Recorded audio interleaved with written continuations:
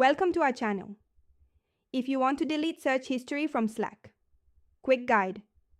Follow these step-by-step instructions to ensure your settings are properly configured. Step 1. Open the application or website on your device.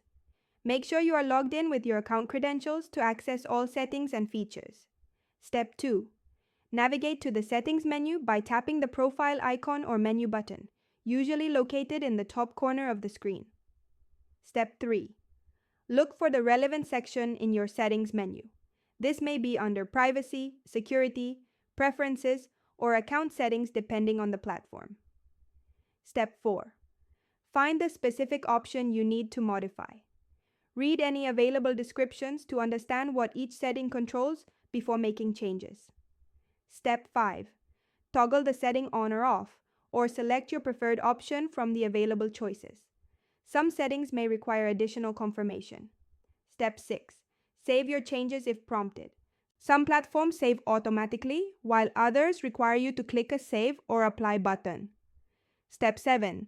Verify that your changes have taken effect by checking the setting status or testing the functionality you just modified. Step 8. If you encounter any issues, restart the application or check for updates. Contact support if the problem persists. Don't forget to like this video and subscribe to our channel.